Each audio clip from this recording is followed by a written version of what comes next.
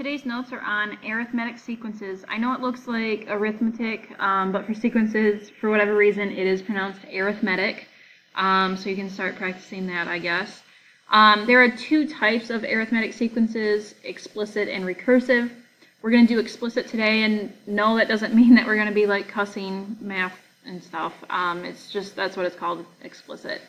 Tomorrow we'll do recursive, and I think recursive is the more difficult one. So that's why I split it into 2 days.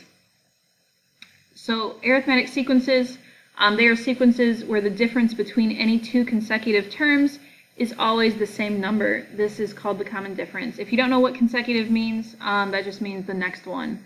So down below you'll see some sequences, and the consecutive are just right in order from each other. Let's see, make sure you have that down. If you don't, pause it, because now we're going to do some examples. So down here we're going to do 4 examples, and we just need to determine if they're arithmetic or not.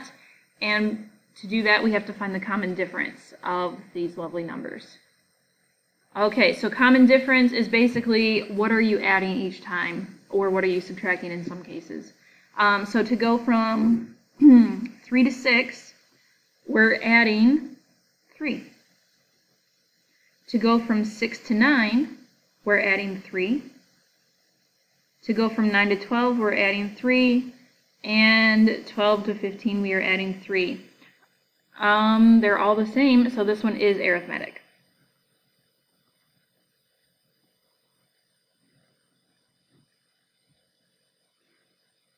And it is important to do all of the numbers in the sequence, because you never know, I might throw in one at the last second and it would be 4 or something. So just make sure you do all of the numbers. Let's do number 2. 1 to 4, that would be 3. And to go from 4 to 9, you're adding 5. So I can already tell this is not arithmetic, but just for good practice, we'll do the other 2. 9 to 16, that would be 7. And 16 to 25 would be 9. So this one is not arithmetic.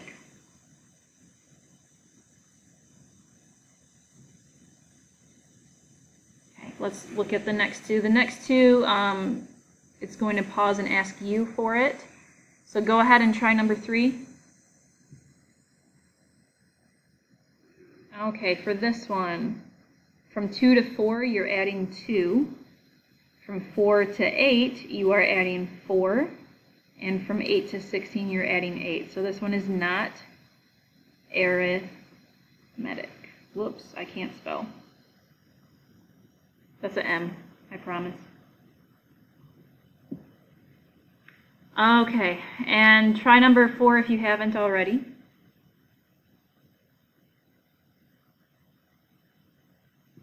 Okay, this one, 1 to 5, that's 4. 5 to 9 would be 4. 9 to 13 would be 4, and 13 to 17 would be 4. So those are all the same. They have the same common difference, so this one is arithmetic. I almost messed up on that M again, for whatever reason. Okay, so that's the first part of the notes. Now we're going to look at the formula for arithmetic sequences. It's this lovely thing right here. So this is the formula. We are going to be using this for the next examples, the next 8 examples. So some of these variables stand for certain things. So this a sub 1, this would be the first term. Oh my goodness, I can't spell. This would be the first term of the sequence. So like 1, 1, 3, or 2. That would be the first term. So if we were making a formula for these numbers, or yeah, 1 would go there. D is the common difference.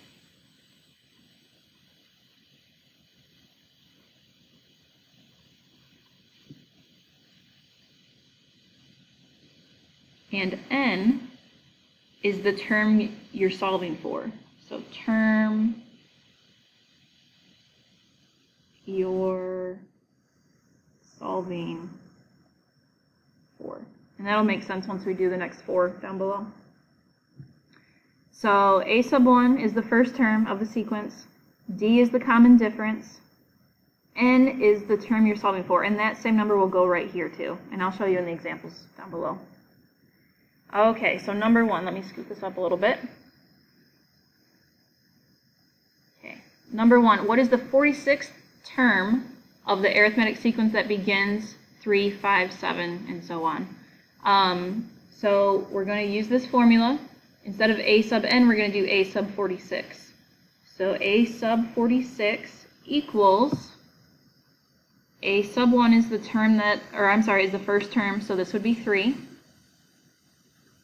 plus the common difference. So you're going to have to find the common difference.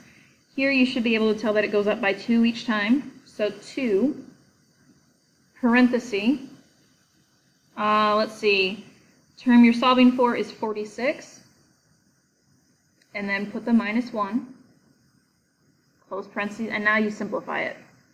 So this is 3 plus 2 times 45. And you can type it into the calculator just like that. So 3 plus 2 times 45 is 93.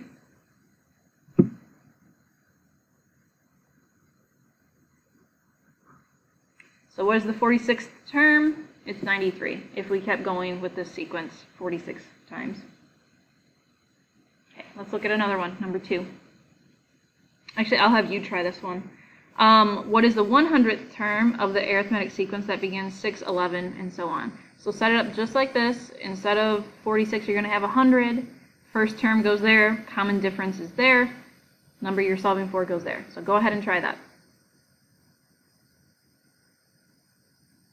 Okay, so a sub 100 equals, first term is 6, plus common difference, you only had 2 numbers, so I mean it was 5. And then 100 minus 1. So that would be 6 plus 5 times 99. And on my calculator, I will do 6 plus 5 times 99, 501.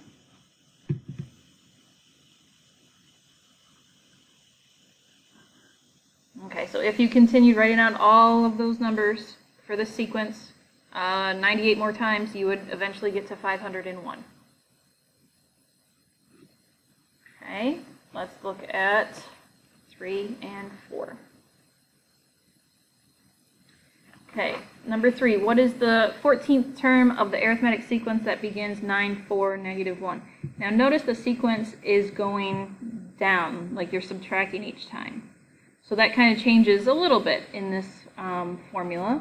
So let's start it. So a sub 14 equals, let's see, first term is 9. The common difference, so to go from 9 to 4, you're actually subtracting 5. The common difference is negative 5. Okay? So this would be minus 5 times 14 minus 1. You could also put plus negative 5 there if you really like that plus sign for whatever reason. But that's just making extra work. So 9 minus 5 times 13. 9 minus 5 times 13 is negative 56.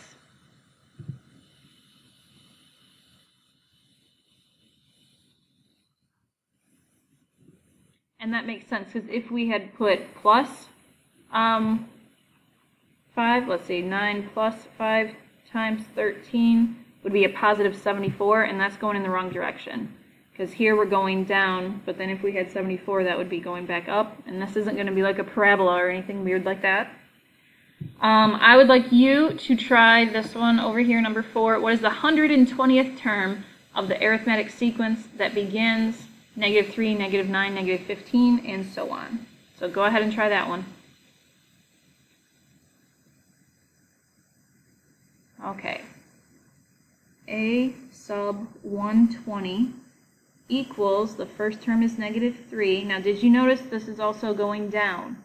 So here you should be subtracting 6. And then 120 minus 1.